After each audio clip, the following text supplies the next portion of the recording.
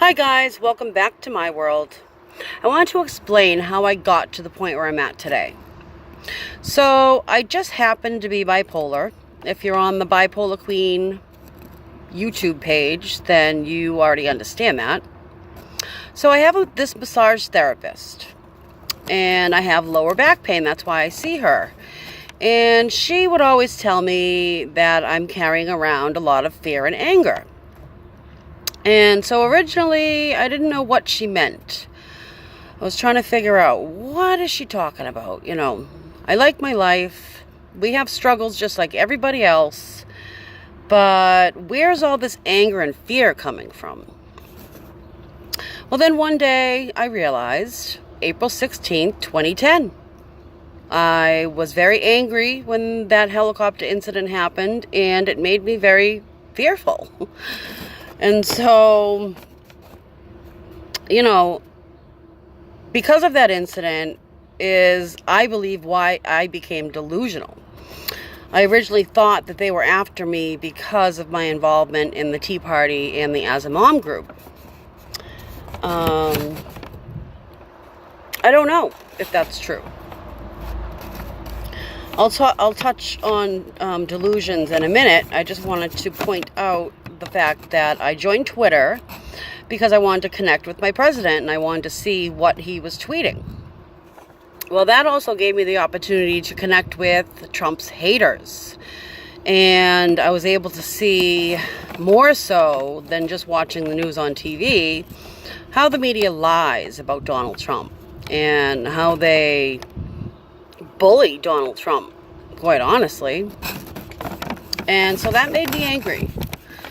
I was also able to connect with Obama on Twitter, and I would see his tweets, and just some of the tweets that I was seeing was just making me upset. And so I felt unstoppable. When you're delusional and manic, you can feel on top of the world and unstoppable, and just you can do anything and no one can touch you. Well, that's how I felt when I went after Obama on Twitter. And I told him that he was a brilliant bully. Now, when I said that, I was not in my right mind, first of all. But when I did say it, I meant it because I really believed it. Quite honestly, I don't know what to believe at this point. I hear a lot of things about Obama. I hear evil things about Hillary. And I would just like to believe that none of that stuff is true. I don't know what's true, so I'm just not even going to touch it. So let me talk about delusions. Okay, so when Michelle Obama went to Simmons College recently in Boston, I happen to have been on a study at Simmons College since 5 years old. And so I started thinking, okay, maybe they have a file with my name on it. Maybe that's why she's there. Are they trying to send me a message? And then, I hear all these things on, well, I don't know if it's Twitter or Facebook, but mind control. And I've always said, what is in the water in Quincy? Because I have a lot of bipolar neighbors. And so, who knows what the study was really all about. So I could even take that information and turn it into a delusion and say, they chose me because of my mental illness. When Pelosi said, mow the grass, and no one knew what she was talking about, I felt like I knew what she was talking about.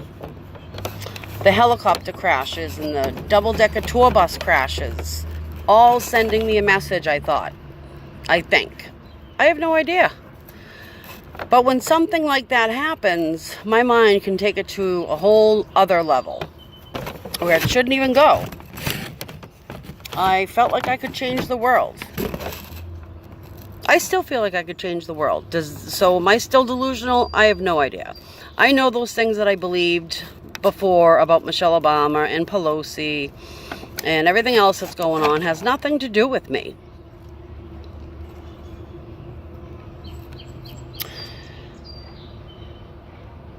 I'm reasonable enough to know that I'm not that important.